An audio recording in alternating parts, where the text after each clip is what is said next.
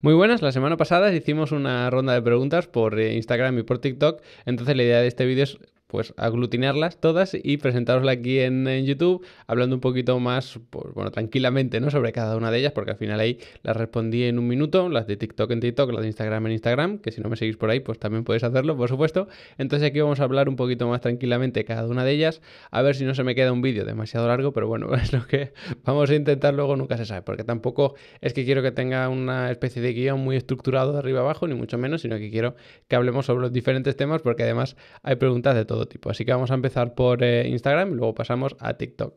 La primera de Instagram es qué categorías considero yo más divertidas para ir siguiendo en este año 2023.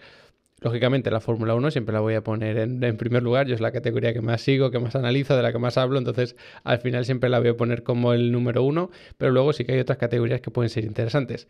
Yo personalmente en los últimos años sigo un poquito más tanto el Mundial de Rallys como la IndyCar, y creo que es una buena oportunidad para empezar a verlo. Ha habido varios cambios, empezando por el Mundial de Rally, entre los pilotos.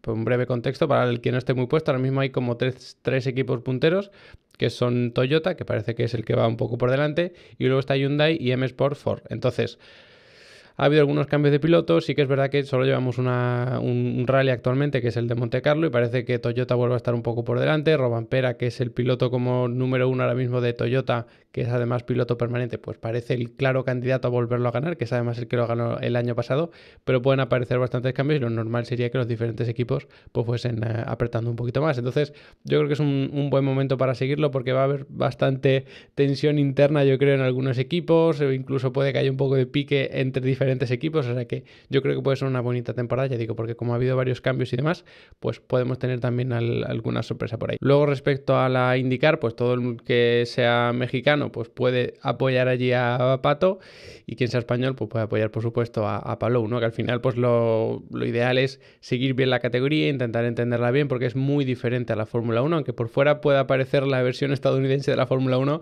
a nivel interno y de reglamentación y todo eso cambia muchísimo, o sea que lo interesante es entenderla bien y, bueno, y al final disfrutar de las carreras en sí, no solo si tu piloto gana o pierde, pero yo entiendo que sobre todo cuando estamos empezando a ver una categoría es interesante fijarte en un piloto, ¿no? Que es al final el que te transmite la emoción y demás. Y luego en este 2023, por supuesto, es el momento ideal para engancharte al campeonato de resistencia si no estás ya, porque todo esto de los hipercars nuevos, que los que van a entrar ya este año, los que entrarán en siguientes, al final son muchísimas marcas las que van a estar ahí compitiendo. Además está como muy enlazado con el IMSA, que es como el campeonato de resistencia de Estados Unidos. Entonces, bueno, hay marcas que están en uno, marcas que están en otro, marcas que están en los dos.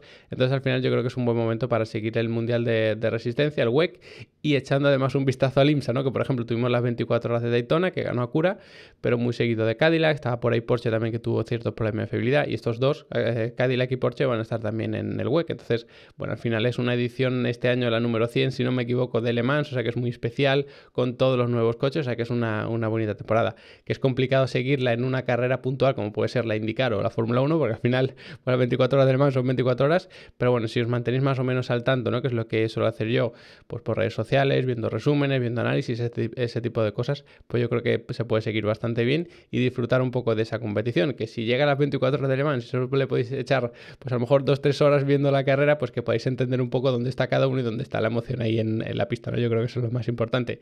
Y luego otras categorías, por ejemplo la Fórmula E, que a mí personalmente me cuesta bastante más seguirla. Creo que es una categoría muy interesante porque es muy diferente también a la Fórmula 1, aunque sea campeonato Fórmula y sea de la FIA, pero es muy diferente, no solo porque los coches son eléctricos lógicamente, sino por el concepto de circuito, por el concepto de categoría, de la manera de dar el espectáculo, pero a mí personalmente me cuesta un poquito más seguirla, que entiendo que este año pues con la nueva generación y demás también puede ser interesante, pero bueno, me cuesta recomendar una categoría que a mí me cuesta seguir. Pasando de pregunta, que me he entretenido bastante con la primera, me preguntan si creo que el hecho de tener la sede de Audi en Suiza puede suponer un problema para fichar a los mejores ingenieros o los ingenieros que te interese de equipos que en la enorme mayoría están en Inglaterra. Y yo aquí decía que, bueno, es verdad que si hay alguien que de cualquier país del mundo, pues se muda a Inglaterra porque la mayoría de equipos están ahí, luego ficharlos para sacarlos de este nuevo país con todo lo que implica, pues sí que puede ser quizá un problema, porque al final muchas veces no pensamos en esa parte más personal, ¿no?, de los trabajadores de Fórmula 1, desde abajo hasta arriba, desde el mecánico, ingeniero,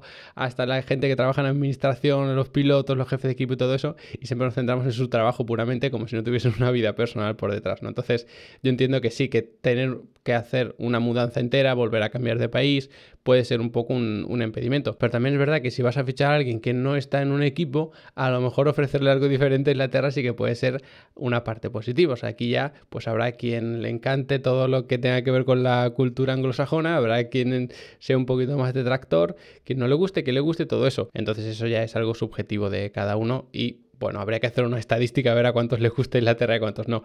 Entonces, bueno, por ejemplo, Ferrari, que tiene la sede en Italia, pues hombre, ya no solo por ser Ferrari, ¿no?, lógicamente, sino que a lo mejor a ti no te apetece irte a Inglaterra y te apetece irte más a Italia, sobre todo si eres de aquí de España, pues a lo mejor como que te atrae un poquito más la cultura italiana que la anglosajona. Pero ya digo, esto ya pues es algo personal de cada uno. Yo entiendo que tiene sus pros y sus contras. Ofrecer algo distinto, pues está bien, porque al final, como la enorme mayoría está en Inglaterra, si a ti no te gusta Inglaterra, pues de las otras pocas opciones que tienes, cualquiera a lo mejor te gusta más. Entonces ahí tienen una parte positiva, tener la sede fuera. Pero si ya intentas fichar ingenieros que ya tengan pues una cierta base y demás, pues sí que te puede costar un poquito más porque tienes que ofrecerles algo más para que les compense todo el traslado, toda la mudanza y toda la vida que ya hayan construido allí en Inglaterra. La siguiente pregunta, que ya poco tiene que ver, es sobre cómo afecta la compresión y la expansión, el tema de amortiguadores y demás. Entonces, afecta, en primer lugar, en qué teóricamente afecta la compresión y el rebote es en los cambios de posición de la suspensión, es decir, cuando la suspensión se está expandiendo, se está comprimiendo. Si tú tienes una curva que es muy larga hacia un lado y ya se ha comprimido la parte exterior y se ha expandido la parte interior, ahí no juegues con los amortiguadores para intentar mejorar algo, porque no van a funcionar. O sea, el amortiguador va a afectar, va a disipar energía cuando hay un cambio de posición de las suspensiones, es decir, reacciona al movimiento, no a la posición como tal, que eso serían los muelles. Entonces, afecta, a partir de ahí, pues afecta por supuesto a la transferencia de peso, tanto longitudinal en frenada como longitudinal hacia atrás en aceleración, como lateral cuando coges una curva, afecta por supuesto a partir de ahí a la degradación, al agarre mecánico que consigas a través de las suspensiones, afecta incluso a cómo va a trabajar aerodinámicamente el coche, porque a través de la transferencia de peso puedes hacer que la aerodinámica sea más eficiente o menos, puedes hacer incluso que se reduzca el drag. En fin, ahí ya hay muchos factores, por supuesto, como eres capaz de a lo mejor atacar ciertos pianos que son más agresivos, afecta a prácticamente todo. O sea, afecta a lo que va a sentir el piloto, que se puede marear si son como demasiado duros, si el coche va como balanceándose, todo eso es muy incómodo para el piloto, se puede llegar a marear. Si son demasiado blandos, si el coche está como constantemente rebotando, también se puede marear o puede estar tremendamente incómodo, va a afectar al desgaste, va a afectar a cómo haces el resto de reglajes, va a afectar a la estrategia a través de la degradación. O sea que al final, yo lo suelo decir, ¿no?, que al final todo el sistema de suspensión, no solo amortiguador, sino todo el tema de elementos elásticos y demás, o sea, yo lo llamo como la columna vertebral de los engranajes, porque a partir de ahí luego tienes que regular el resto de cosas. Lo más importante siempre son los neumáticos, pero para que los neumáticos funcionen tienes que hacer que funcione también la suspensión, es decir, que estas suspensiones trabajen para hacer funcionar bien los neumáticos y luego ya pues con diferenciales, con frenos, con aerodinámica, con todo lo que quieras, puedes ir jugando con el tema de las alineaciones, por supuesto. Ahí ya puedes controlar un poquito mejor el balance, optimizar un poquito más lo de los neumáticos, pero yo creo que neumáticos a partir de suspensión sin duda es lo más importante. La siguiente pregunta, un poco relacionada también, es qué afecta a la degradación aparte del propio pilotaje, que por supuesto afecta y mucho, ¿no? Que esto es quizás lo más popular porque se dice que un piloto pues va pilotando muy suave, sobre todo en Fórmula 1, luego aprieta más para jugar con la degradación y todo eso. Y a la degradación lo afecta todo. Por supuesto el piloto. Afecta también el propio coche. Ya no solo el concepto en sí, que en Fórmula 1 esto también se ve bastante, sino afecta al tema de los reglajes. Y por unos reglajes más agresivos, probablemente seas más rápido a una vuelta o en tiempos puntuales, pero la degradación también aumente porque aumenta las temperaturas, que por una parte, pues mira, pues está bien porque vas a meter antes en temperatura los neumáticos, pero a lo mejor los sobrecalientas y entonces tienes más degradación. Afecta, por supuesto, el circuito, pues si tienes un asfalto u otro, con su macro rugosidad, con su micro rugosidad, con la abrasión general que tenga en ese asfalto, con el propio dibujo del trazado, porque si tienes curvas muy rápidas eso va a producir mucho estrés lateral y va a degradar más. Si tienes muchas frenadas fuertes, estrés longitudinal y vas a degradar más. Si tienes muchos acelerones fuertes saliendo de curvas de baja velocidad, vas a degradar más por estrés longitudinal, en este caso el tren trasero, porque son tracción trasera los Fórmula 1, y en competición pues suele ser tracción trasera. Si es una tracción delantera, pues va a afectar más en la salida de curva al tren delantero, pero al final todo afecta a la degradación. Por supuesto, la meteorología también, si tienes más calor, si tienes viento incluso puede afectar, si tienes la temperatura de la pista al final más alta, todo eso afecta muchísimo. Entonces, al final, si se te ocurre algo que pueda tener un poquito de influencia en una carrera, probablemente a los neumáticos también les afecte unas cosas más que otras. Por ejemplo, que la temperatura de la pista sea muy caliente es crucial. Que pongas unos reglajes muy agresivos es crucial porque vas a sobrecalentar más la parte interior del neumático, que es la que más se degrade, y vas a tener un problema.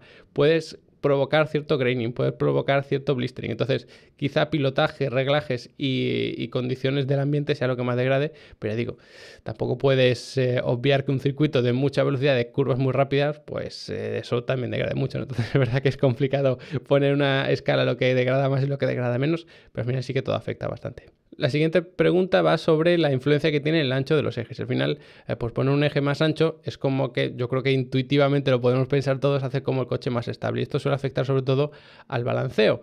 Entonces, a partir de aquí, pues puede parecer una tontería, pero claro, si tienes más balanceo delante, el coche es más nervioso entrando en curvas. Si tienes más balanceo detrás, suele ser más estable saliendo de curva, que ya digo, depende del sistema de las suspensiones, depende de la geometría de las suspensiones, depende del resto de reglajes, pero suele ser así, ¿vale? A rasgos generales o así resumiéndolo un poco. Entonces, esa anchura de los ejes que teóricamente va a afectar sobre todo o casi únicamente al balanceo, a su vez ese balanceo diferente en el tren delantero y el tren trasero afecta a todo, afecta al subviraje, afecta a cómo tienes que hacer el reglaje del resto de los sistemas, afecta a la manera de pilotar que tengas, porque puede ser más agresivo o menos. Al final sí que influye mucho, sobre todo a nivel directo. Yo diría que es sobre todo el balanceo, pero que ya digo que depende mucho del sistema de las suspensiones. Y luego ese balanceo va a afectarlo a prácticamente todo, incluso a la degradación que comentábamos antes también puede afectar. O sea que mucho ojo con esto. Y además está relacionado con la siguiente pregunta, que es cómo influye el TOW y el Ackermann. O al menos más o menos así es como entendí la pregunta, es como si influye mucho cuando pones mucha convergencia o divergencia en el sistema directriz, es decir, en el delantero, para luego modificar el Ackermann. Y lógicamente sí, porque claro, al final la divergencia, que es la que se suele poner en el tren delantero, es como hacer que las ruedas apunten hacia afuera.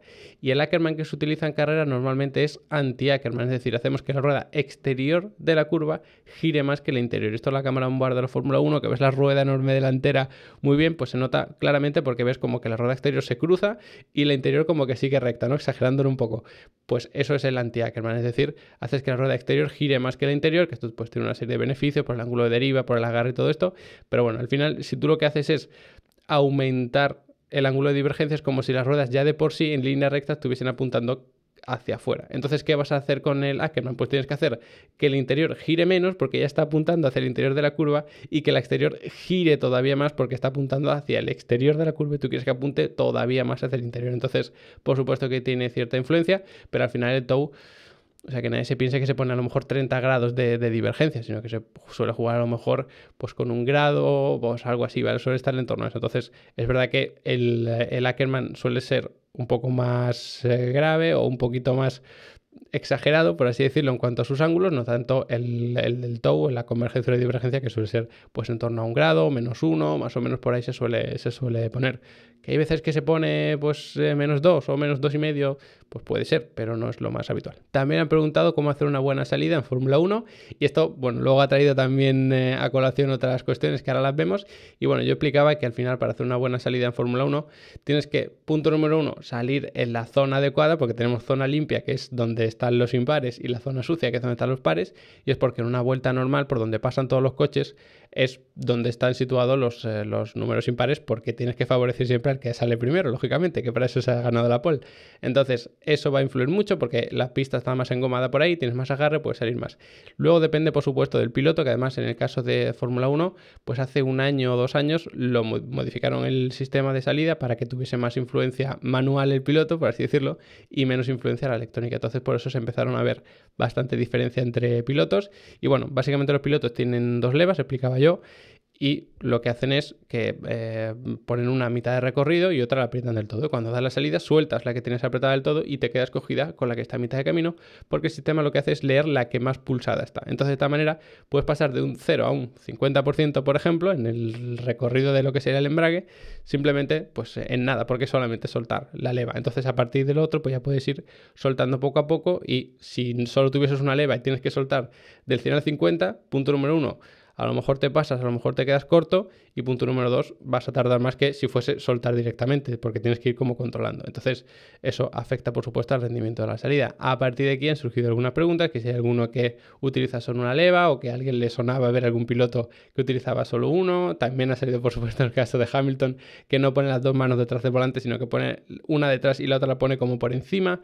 Entonces, en el reglamento pone que puedes utilizar máximo 2 palancas detrás del volante para el embrague. Entonces, normalmente se utilizan 2, que es el máximo que te dejan, y bueno, tampoco creo que utilizase más, porque al final solo tienen 2 manos, porque te permite eso, regularlo mejor, tener un mayor control.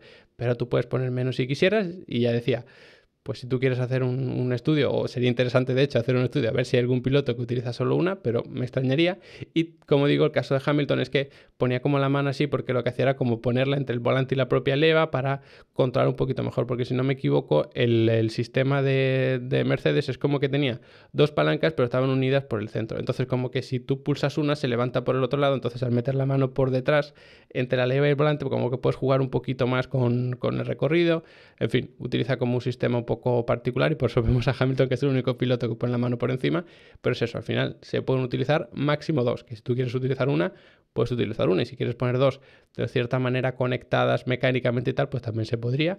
Entonces, bueno, el caso de Hamilton es una excepción, efectivamente, pero el resto de pilotos pues suelen utilizar 2 por el mayor control que te da. Y para terminar con Instagram, que todavía queda la parte de TikTok, había otra pregunta que era muy interesante, porque es como muy mecánica, muy precisa, sobre engranajes, que es cuando compensa utilizar engranajes rectos en vez de engranajes, que cuando compensaba utilizar engranajes rectos, y al final es porque utilizas los rectos normalmente o los helicoidales, que luego hay otros tipos, que si coronas y tal, pero bueno, lo más normal es o diente recto o diente helicoidal, es decir, que estén totalmente rectos, es decir, que todos los dientes sean concéntricos al centro de su rueda, o que tengan como cierta inclinación. Entonces, son más eficientes los helicoidales en el sentido de que tienes en el mismo espacio más superficie de contacto entre dientes. Entonces, vas a poder transmitir más fuerza, que es verdad que las fuerzas en toda la superficie del diente no se distribuyen igual y demás, pero a rasgos generales la eficiencia de esos dientes helicoidales es mejor, es mayor, porque tienes más superficie de contacto entre dientes. Entonces, si tienes más superficie de contacto entre dientes,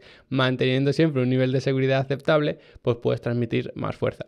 Los dientes rectos pues son mucho más fáciles de fabricar, son mucho más fáciles de montar, desmontar y todo eso. Entonces, pues también se pueden utilizar en carrera, sobre todo pues si quieres, pues a lo mejor sentir otras cosas en el coche, ese tipo de cosas. Es verdad que también, el peso habría que estudiar si es menor o mayor, porque al final tener unos dientes más largos, pues al final es como tener más pieza, no más material, que al fin y al cabo pues pesa también. Entonces eso también sería un factor a tener en cuenta. Pero bueno, al final es como que los engranajes rectos son más sencillos, los helicoidales son un poquito más complejos, y por ejemplo, en caso de Fórmula 1, pues al final está todo controlado por electrónica en la caja de cambios, y esto es pues como que tiene unos sensores que saben exactamente en qué punto está cada diente. Entonces, cuando el piloto lo activa, en milisegundos sabe detectar cuál es el momento exacto para ejecutar el cambio y hacer la conexión entre engranajes perfecta. Entonces, ahí ya estamos hablando de un nivel superior. Entonces, habría que estudiar a qué nivel estamos hablando para estudiar un poquito mejor el caso en particular, pero ya digo, normalmente los helicoidales son mejores en el sentido de que son más eficientes por el volumen que ocupan. Eres capaz de transmitir más fuerza porque hay más superficie de contacto entre los diferentes dientes. Pero a veces, pues esa sencillez, esa simplicidad, ¿no?, en los dientes rectos, pues te puede compensar, incluso si el material pues tiene ciertas propiedades, pues eso que comentábamos antes, de que se distribuye mejor la presión en todo el diente, pues te puede compensar en cierto modo. Pero entonces, bueno, al final uno es más sencillo, otro es menos sencillo, uno se puede transmitir más fuerza de giro par en la menor unidad de volumen. Entonces, bueno, cada uno tiene sus influencias diferentes, y por supuesto, dependiendo de la categoría en la que nos estemos moviendo, pues te puede compensar uno, te puede compensar otro. Y ya pasamos a TikTok, y la primera que me llegó es cómo veo yo el panorama del sim racing en 5 años, y veo una reducción de costes en todo el tema del hardware y demás, esperando que así sea, pero bueno, sinceramente quizá yo veo una reducción de costes en el hardware de categorías un poquito más alta, ¿no? Como el Fanatec Direct Drive que salió, pues al final tienes un Direct Drive a un precio que a lo mejor hace años no te lo podías imaginar. O sea, antes el Direct Drive era como algo súper elitista, ¿no? Por así decirlo, y ahora pues está un poco más democratizado. Los software, o sea, los hardware base, perdón, tipo Logitech bueno, el G920 que se llama ahora, o G290, el Thrustmaster también que es base, es decir, típico volante que te da un poquito de force feedback, que tienes tu palanca, que tienes tus pedales y demás, no creo que baje mucho el precio, porque al final, ahora mismo un mando de la Play 5, pues a lo mejor te va a costar 80-90 euros, creo que anda por ahí, no estoy muy puesto tampoco, y es un mando, entonces... Al final, si es un volante que tiene como varias piezas, que tiene las palancas, que tiene los pedales, que tal, yo dudo mucho que se reduzca todavía más los costes. O sea, me puede sorprender incluso más que más o menos hayan mantenido los precios, que luego siempre salen ofertas, ¿no? En Black Friday y todo esto, pero yo no creo que eso baje todavía más de precio. Luego, en cuanto a esperanzas que yo pueda tener a 5 años, dejando un poco aparte el tema de los precios, pues yo espero que los diferentes simuladores mejoren un poco en sus puntos débiles, porque ahora mismo iRacing, el sistema competitivo que tiene, pues no tiene competencia, yo creo, porque al final, si tú quieres jugar online en carreras oficiales y tal, pues eso iRacing no prácticamente nada. Entonces, ¿qué problema tiene el Racing? Pues el tema de las físicas, que a lo mejor no te transmite tanto a través del volante, a no ser que tengas un super volante, que no tiene a lo mejor las físicas más realistas del mercado, si lo comparamos con el Refactor, con Assetto Corsa, lo que sea. Entonces, bueno, yo creo que iRacing es el que tiene que mejorar en ese aspecto más puro de simulación quizá, que ya es bastante alto, lógicamente, pero quizá tenga que mejorar en ese punto, y luego los otros, pues Refactor, evidentemente, después de lo que pasó en las 24 horas de Le Mans, está claro que tienen que mejorar muchas cosas, sobre todo el sistema online y demás, que ya no es que implementes un sistema competitivo, es que si haces una competición privada tampoco funciona bien. Entonces, ahí Refactor yo creo que es el que más tiene que mejorar, pero por otra parte quizás es el que mejor sistema de simulación puro tiene, ¿no? Entonces, es como que los que tienen mucho de una cosa tienen menos de otra. Entonces, yo espero que más o menos puedan ir puliendo esas cosas e ir avanzando, pero ya digo, no parece nada fácil. Tengo quizá menos esperanza en que salga un nuevo simulador que lo tenga todo, ¿qué tal? Ahí sí que me cuesta un poquito más verlo, porque si estos que llevan tantos años les cuesta tanto mejorar en lo que tienen que mejorar, que llegue alguien nuevo de cero y demás, pues hombre, me cuesta un poco más verlo. Siguiente pregunta, tema de diferenciales, los tipos que hay y demás. Y yo comentaba que diría que hay dos tipos más importantes o más destacables dentro del mundo de las carreras, que es el de rampas y el electrónico. Entonces el de rampa, o sea, hay tres factores importantes en cuanto al diferencial, yo creo que cualquier pieza de un coche de competición, y es el precio, el peso y lo que te permita configurarlo. Entonces esto pues también está relacionado a lo mejor de cierta manera con aquello que veíamos de los engranajes rectos y tal, pero bueno, al final un diferencial electrónico pues tiene un coste bastante alto, pero te permite hacer unas configuraciones, pues de lo que tú quieras, ¿no? Incluso desde el volante lo puedes ir configurando, porque eso se lo mandas a la centralita se lo manda el diferencial, entonces, bueno, tienes un sistema bien completo para hacer todo tipo de reglajes en cualquier momento, prácticamente. El sistema de rampas, pues, bueno, sí que te permite, igual que el electrónico, influir en lo que tú quieres bloquear el diferencial, tanto en entrada como en salida, como la precarga. Lo que pasa es que tienes como unos factores. A lo mejor pues tú cambias las rampas y pones pues a lo mejor 30 grados para cuando estás saliendo de curva, cuando estás acelerando, y 45 para cuando estás entrando en curva, es decir, no estás acelerando. Pues tú te tienes que amoldar a eso y tienes que poner o este reglaje o el otro, y el otro, el electrónico, quiero decir, pues te da mucho más rango de configurabilidad, puedes ir subiendo un poco de forma un poco más precisa, ese tipo de cosas. Entonces, bueno, pues uno es más caro, el electrónico, pero te permite tener más cosas. Que luego hay otros tipos de diferenciales más allá de estos dos, pero yo creo que en competición pueden ser estos los dos más importantes o que más se utilicen al menos. Otra pregunta va por tema de amortiguadores también, y es hablar del mass damper, que el mass damper es un elemento que sacó Renault en Fórmula 1, no sé si 2005, 2006, por ahí, por aquella época.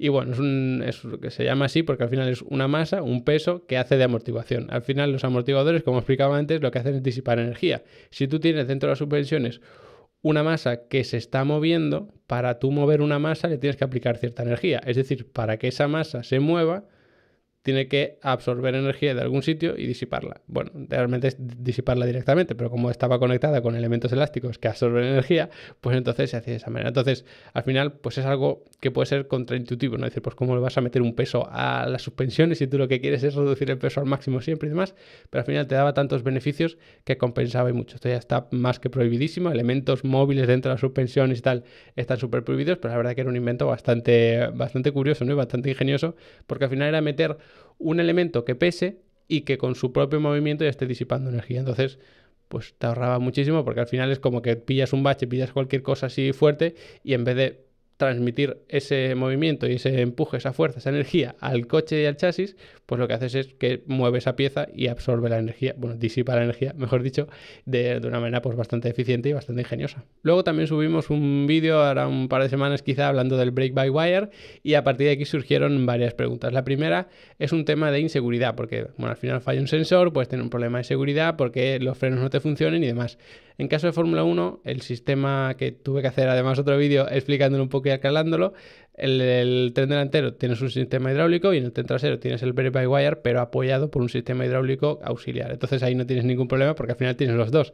Entonces, si tienes la seguridad de un brake-by-wire y si falla tienes la seguridad de un hidráulico normal, pues evidentemente tienes la seguridad ahí prácticamente asegurada, ¿no? Para la redundancia. Entonces, bueno, si tienes un sistema brake-by-wire total y lo comparas con un sistema hidráulico total, pues es verdad que en uno tienes problemas hidráulicos, en otro tienes problemas eléctricos o electrónicos, entonces al final es un poco elegir qué tipo de problema te preocupa más. Hombre, el sistema brake-by-wire pues es bastante más caro, pero tiene una serie de ventajas que son muy fuertes. Si no está bien configurado, si no está bien asegurado, lo que sea, pues quizá puedas tener más fallos, pero suele ser además fallo de todo o nada. Al final, si te falla el sistema, pues puedes perder los frenos, y un sistema hidráulico, pues a no ser que tengas una fuga, pierdas todo, pues hombre, normalmente pues a lo mejor es que no te frenan demasiado, pues a lo mejor no tiene las propiedades el fluido que tú quisieras, pues se ha modificado de alguna manera la composición interna, en fin, pueden pasar ciertas cosas, sobre todo con factores externos a ese fluido de frenos, a ese líquido de freno, pero claro, como estamos hablando de competición, es un líquido de freno que suele estar bastante bien preparado para aguantar temperaturas, presiones y todo eso. Entonces, bueno, ¿qué tipo de fallo prefieres? ¿El eléctrico / electrónico o el hidráulico? Pues bueno, habrá quien prefiera uno y habrá quien prefiera otro. Y otra pregunta derivada de esto del brake-by-wire era que por qué tienen que hacer tanta presión para frenar si al final pues tienes un sistema electrónico con un sensor que detecta cuánto estás pisando el pedal. Y es porque así tienes mucho más rango de control al final, es decir, el piloto puede controlar mejor la frenada. Y pongo el ejemplo que ponía allí, que es así como un poco tonto, pero creo que se explica bien. Si tú para frenar al 100% tienes que pisar 10 kilos y fallas en 1, es decir, te quedas en 9, pues en vez de frenar un 100% estás frenando un 90%. Y eso se nota mucho. Sin embargo, si tú para frenar al 100% tienes que poner 100 kilos y te quedas un kilo corto y frenas con 99 kilos, pues tampoco se nota tanto, que se puede notar un poquito, por supuesto, pero no se nota tanto, nada que ver un 1% con un 10%. Entonces, eso al final en todo el rango del movimiento hace que el piloto tenga mucho más control. Es decir, que pequeños cambios que tú hagas en el freno hagan pequeños cambios en el sistema, y con ello, si haces grandes cambios en la presión de freno, el sistema tenga grandes cambios en lo que está frenando realmente las ruedas, con los discos y todo eso. Si tú tienes una presión muy baja, una presión máxima de frenado que tengas que hacer con el pedal muy baja, cualquier pequeña modificación que hagas va a afectar muchísimo al sistema de freno. Entonces no vas a poder jugar tanto llegando al límite del bloqueo y ese tipo de cosas. Entonces, bueno, eso es algo fundamental y que al final permite a los pilotos seguir teniendo ese feeling de carrera, ¿no? De coche de carrera con el pedal del freno. Que luego también respondía alguna gente diciendo que además cuando tú estás frenando, sobre todo si es un Fórmula 1, pues hay mucha desaceleración. Entonces al final cuando tú pisas el pedal del freno, pues digamos que el propio empuje del coche te lleva hacia adelante y vas a presar con más fuerza todavía. Evidentemente esto es así, o sea, el piloto tiene que hacer fuerza con las manos, con los cinturones también que le retengan, pero luego el propio pedal del freno es como que se va a pisar más porque tú te vas hacia adelante, ¿no? Y efectivamente esto es así, que luego aún así tú podrías configurarlo y decir, pues mira, solo con que yo pise el freno y tenga un poquito de inercia hacia adelante ya frena al 100%, pero esto iba a ser caótico, porque claro, ibas a tener que hacer fuerza incluso tú para retirar el pedal o sea, el pie del pedal, entonces iba a ser un poco caótico, pero sí, efectivamente, cuando tú frenas por esa desaceleración, esa inercia que te lleva hacia adelante, pisas todavía más fuerte, pero aún así el piloto tiene que hacer todavía más fuerza. Y si seguimos hablando de freno, había otra pregunta que era por qué se suele bloquear de forma asimétrica sobre todo el eje delantero, ¿no? Es decir, ¿por qué se bloquea a lo mejor la rueda delantera derecha y la delantera izquierda, ¿no? Si el cilindro maestro y todo el tema de un sistema de frenado hidráulico, incluso un brake-by-wire, pues frena de la misma manera las dos ruedas, tanto la delantera izquierda como la delantera derecha. Y esto es sobre todo por la transferencia de peso, la pérdida de agarre de cada rueda y demás. Cuando frenamos en línea recta, se pierde agarre el tren trasero, se gana el delantero, porque hay una transferencia de peso de detrás hacia adelante.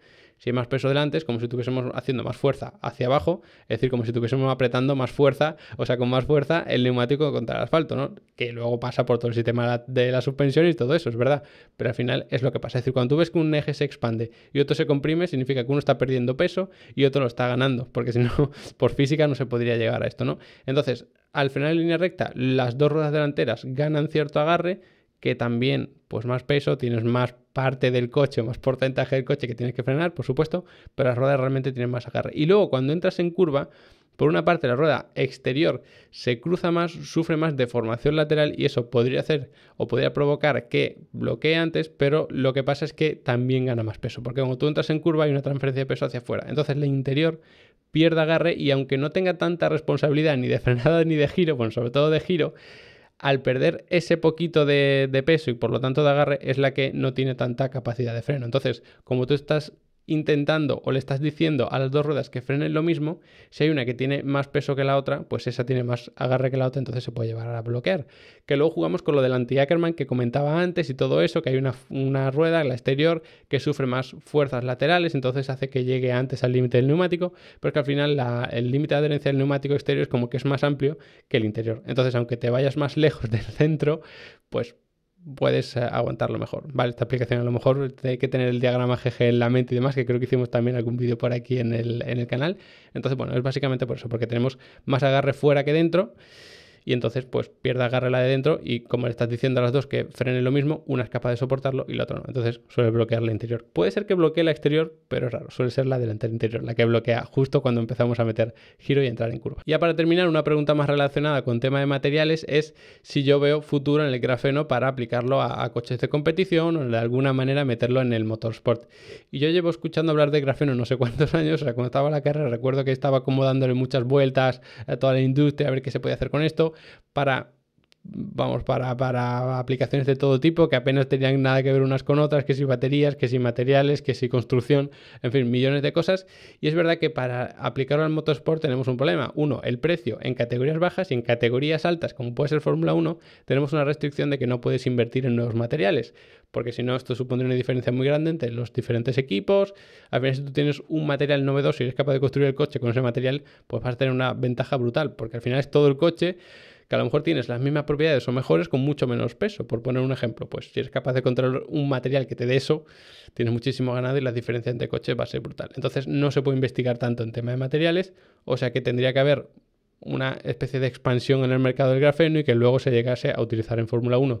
Realmente no sé hasta qué punto tiene propiedades, supongo que las propiedades son de muy bajo peso, mucha dureza y demás, como a lo mejor se puede sustituir de cierta manera algunas partes de fibra de carbono por esto, pero es que además la fibra de carbono te da algo muy bueno y es que puedes hacerla como, con todos los, aparte de la fibra de carbono, con los composites y todo esto que se habla tanto, pues al final puedes hacer que las piezas se doblen como tú quieras para hacer que pase el test de la FIA y luego que cuando en el circuito real tengas más cargas de la que ha aplicado la FIA para el test, pues se doblen más todavía, te da mucho beneficio. Entonces es complicado porque encontrar un material para el automovilismo te tiene que dar muchas cosas. Si son categorías bajas, pues que no se te vaya de presupuesto porque ya jugar con fibra de carbono es complicado, y en categorías altas pues tienes que jugar con todo el tema de los reglamentos y tiene que además darte más cosas, no solo tener una relación de resistencia-peso muy buena, sino que además pues tiene que ser a lo mejor flexible o necesita que aguante ciertas temperaturas, o en fin, hay mucha chicha, ¿no? Ahí dentro, que es complicado coger un nuevo material y llevarlo ahí, pero bueno, yo entiendo que el grafeno es como que tenía muchísimas propiedades y muchísima versatilidad incluso para jugar con él y hacerlo de una manera, de otra, al final como los plásticos, ¿no? Llamamos plástico a todo, a cualquier polímero, pero luego tú lo puedes hacer de mil maneras, está el termoplástico, está el termoestable, está toda esta historia. Entonces, bueno, el tema de los materiales es un poco complicado, tampoco me voy a meter mucho más aquí porque tampoco es mi campo de especialidad, pero bueno, entiendo que si eres capaz de hacer algo que te dé flexibilidad, que te dé resistencia, tanto a temas térmicos de presión y todo eso, como al mecánico puro, y luego eres capaz de reducir el coste, pues lo vamos a ver en todo el automovilismo. Si tienes todo eso, pero no reduciendo el coste, pues a lo mejor solo Fórmula 1 es capaz de utilizarlo y categorías top, ¿no? Pues de resistencia con los prototipos y todo eso. Así que bueno, si queréis saber más, antes de terminar el vídeo, recordad que tenéis Level Up Academy, que por 15 euros al mes tenéis todos los cursos que queráis, os podéis dar de baja, no hay permanencia de ningún tipo, mientras tengáis activa la suscripción, hayáis pagado un mes, vais a acceder a todos los cursos, las masterclasses, la descarga, los certificados, el soporte para las dudas, todo lo que hay por allí, y sin ningún compromiso. Como digo, podéis dar de baja, de alta cuando queráis, no hay ningún problema, y allí pues además me podéis ir preguntando, grabamos cada día una nueva clase en directo, o sea que podemos responder en directo también alguna de las preguntas. Así que nada, os agradezco como siempre que os hayáis quedado hasta el final del vídeo, espero que os haya resultado interesante. Especial agradecimiento a los que ya están por allí en Level Up Academy aprendiendo conmigo, y nos vemos muy pronto.